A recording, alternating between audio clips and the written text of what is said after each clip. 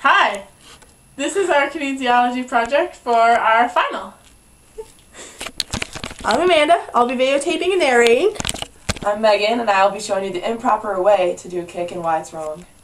And I'm Brenna, and I'm going to show you the proper ways to do a karate kick and why my way is better than hers. Okay, now we're going to start with Megan doing an improper karate kick. And we're going to pay attention to her form and exactly what she does pretty much. Go ahead. Okay, very not nicely done, Megan. Okay, now moving on to Brenna, showing us the proper way to do a karate kick. Very nice. Okay, can you ladies get side by side again? Okay, so girls, I have some questions. So, Megan, to start off, how did you do this wrong with your feet to begin with? Well, my feet are a lot wider than shoulder width apart, which is it's like hard to cover more surface area and be balanced at the same time. With Brenna, she's shoulder width, so she's got a really good sturdy base. Okay, Brenna, I noticed that you did something with your knees that Megan didn't do. Would you care to explain? Whenever I did my karate kick, I had my knees in slight flexion just so I had a better base and better support and also more balance to help me with my karate kick. And opposed to Megan, whose knees are completely locked and straight, which isn't good for a karate kick. Very true. Not good balance. So, Megan, what could you have done with your arms that you didn't do? Well, I kept my arms straight at my sides in just like a neutral position, where Brenna had hers up, flexed, and slightly abducted to give her more balance when she does her kick.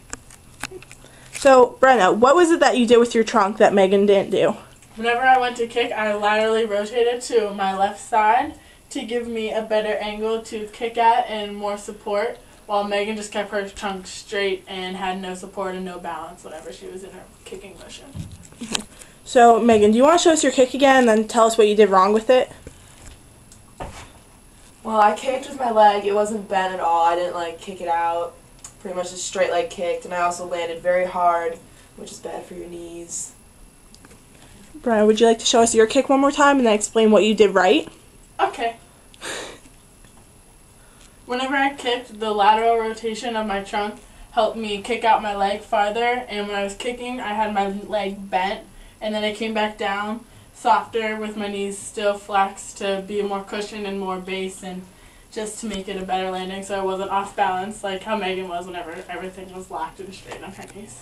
So, Megan, do you feel like you learned some stuff from watching Brenna this time? I think I did. I'm pretty sure I can do a correct karate kick next time. Okay, so it's all about teaching people what you guys did wrong. So, I'm going to ask you guys a few questions about the coaching and the teaching techniques. Okay, do you feel that the angles, like that your knees were bad, played a big role in like your stability and things like that? I think so. Without having them locked, I was very, very off balance and was falling over. And I feel like if you have them too far bent, you're not going to be able to kick as much. So Brenna's pretty much just like slight flexion at the knees was really like a perfect angle to have them at. Brenna, do you feel that your trunk flexion had a lot of play in being able to land balance, unlike Megan, who kind of stumbled a bit? Yeah, it definitely helped because when I was leaning over and my leg was out, like it was allowing me to have more support on the left side of my body, and since I transferred all my weight there, when I was also bending that way, it made me more stable and more support to have a better kick and be able to actually perform it how you're supposed to. Okay, so is there anything else that you guys want to tell the guys? I just say, like, as we were talking about before, that having a soft landing is a lot better on your knees, and it's easier to be balanced and like come down better than when I did it and almost fell over. Yeah. I feel like with you guys going the speed that you did, I feel like if you would have slowed down, it would have been a lot easier to keep balance, but because with a regular karate kick you have to go faster, I feel like with Brenna's stance and motions that she did a lot easier of a job. Now, flexibility obviously plays a huge role in our thing, as Megan has shown us. I'm not very flexible. Exactly, but also the way that you were standing didn't help. So do you think if you were a bit more flexible that you could still do the kick right, or do you think just the way you were standing killed the kick? I definitely think I could be able to do the kick just because I probably could get my leg up there as high as it was supposed to be. But also just like the way I was standing, it wouldn't let me, because my leg is already pretty much abducted a lot, so trying to abduct even more is a lot harder from my stance. Yeah, and I mean, I'm not as very flexible either, but my stance and how I did it right made it a lot easier for me to get into a proper position.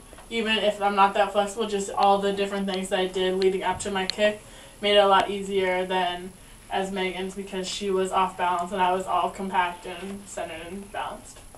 Now, we had the same starting position as ending position. Do you think if you would have ended at a different angle, like with your foot further out, do you think it would have thrown your balance off, or do you think you would have done just fine ending shoulder width or leg out? Well, I mean, for my improper kick, I know that I started a little wider than shoulder width, but when I ended, I was like all the way out here, totally off balance. And I feel like starting and ending in the same spot gives you more stability as you're doing your kick. Yeah, and how I started in shoulder width and I also ended in shoulder width apart, that definitely helped because I was able to come back to the center where I started, which is where all my weight was and where all the force was originated from. So coming back to where you start, I mean, maybe if it's a little farther, that's okay, but not like, definitely not with like my feet completely together or out like Megan's like this. That would have thrown off my balance a lot more than how I did it. I mean, I was already off balance, so being any further out where I ended is going to totally throw me off.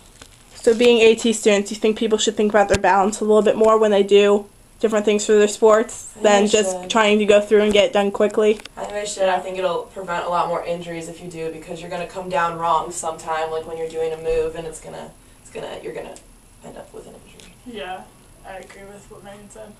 Okay, thank you, ladies. You've both been very helpful. And I hope that everyone learned how to do a correct karate kick, and maybe next time you take the time to actually learn how to do something right. All right. Thanks, ladies.